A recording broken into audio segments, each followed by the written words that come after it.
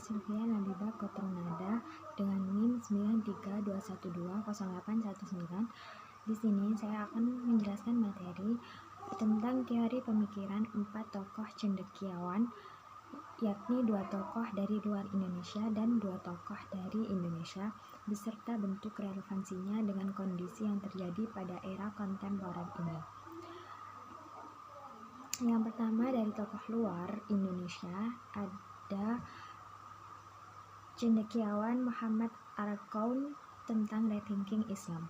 Pemikiran Arkaun tergolong pemikiran yang moderat mengenai pemaknaan ulang dalam konsep pengkajian Islam. Istilah rethinking Islam mengacu pada perubahan paradigma yang ditawarkan Arkaun bahwa Islam yang notabene sangat memegang teguh otoritas teks atau dalil nakli Al-Quran dan hadis sangat perlu dipahami dalam pemaknaan terbuka dan intekstual.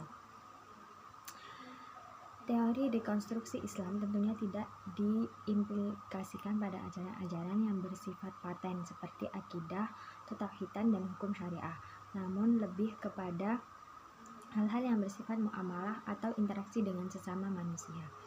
Jadi pada intinya seluruh problematika kemasyarakatan hendaknya tetap ada solusinya melalui istinbat hukum dari para ulama yang bersumber dari Al-Quran maupun hadis. Contohnya yakni permasalahan zakat fitrah di mana antara satu daerah dengan daerah lainnya berbeda karena perbedaan jenis makanan pokoknya. Seperti Indonesia biasanya menerapkan beras, sedangkan di daerah lain ada yang gandum dan lain sebagainya. Yang kedua, ada tokoh cendekiawan Muhammad Naqib Al-Attas mengenai Islamisasi ilmu. Menurut Syekh Muhammad Naqib Al-Attas, pendidikan khas Islam merupakan pengenalan dan pengakuan yang secara berangsur-angsur ditanamkan dalam diri manusia mengenai tempat-tempat yang tepat dari segala sesuatu ke dalam tatanan penciptaan sedemikian rupa sehingga membimbing ke arah pengenalan dan pengakuan akan kedudukan Tuhan yang tepat dalam tatanan wujud dan kepribadian. Ringkasnya, pendidikan adalah suatu proses penanaman pengenalan dan pengakuan ke dalam diri manusia dalam rangka membimbing manusia kepada pengenalan dan pengakuan akan Tuhan. Artinya, di sini Syekh Muhammad Naqib Al-Attas memaknai konsep pendidikan secara substantif mengarahkan manusia untuk mengakui akan Tuhannya. Dan demikian, pendidikan yang baik adalah pendidikan yang seharusnya menjadikan manusia kembali kepada Tuhannya dalam segala aktivitas kehidupannya. Contoh Islamisasi ilmu yang aplikatif di era kontemporer diantaranya yang pertama adanya BSI dengan segala prinsip bermuamalah yang sesuai tuntunan Islam, dan yang kedua progres setain menjadi UIN di mana notabene KTK PTKIN telah berubah menjadi UIN, maka tentu di dalamnya terdapat berbagai jurusan keilmuan umum, jadi tidak hanya jurusan yang bersifat keagamaan saja. Yang ketiga yakni tokoh cendekiawan dari Indonesia, yaitu Harun Nasution mengenai Islam nasional. Menurut Harun Nasution, teologi Islam atau ilmu kalam yang diajarkan di Indonesia pada umumnya adalah teologi yang berbentuk ilmu tauhid. Menurutnya, ilmu tauhid biasanya kurang mendalam dalam pembahasan dan kurang bersifat filosofis.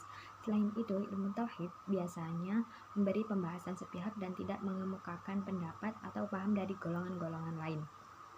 Ilmu tauhid yang diajarkan dan dikenal di Indonesia umumnya adalah ilmu tauhid yang menurut aliran Asy'ariyah, sehingga timbullah kesan di kalangan sementara umat Islam Indonesia bahwa inilah satu-satunya teologi yang ada dalam Islam. Maka dari itu, salah satu tujuan Harun Nasution dalam menulis buku teologi Islam adalah untuk memperkenalkan aliran-aliran yang berlainan kepada umat Islam agar mereka mempunyai pemahaman yang kuat sehingga tidak mudah terombang-ambing oleh peredaran zaman. Dan yang terakhir yakni ada cendekiawan dari Indonesia, yaitu Nurcholish Madjid tentang Islam inklusif.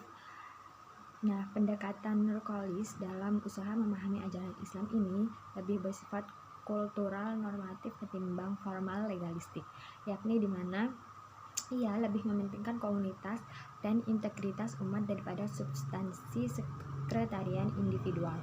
Nurcholish memformulasikan ide-idenya tentang Islam kultural sebagai agama yang berperan utama sebagai sumber nilai dan pedoman perilaku etika Islam di Indonesia. Namun demikian, pemahaman keagamaan Nurholis lebih bersifat global. Seperti umat harus menegakkan prinsip-prinsip ijtihad, berpegang pada fikih rasional dan bebas mazhab, memahami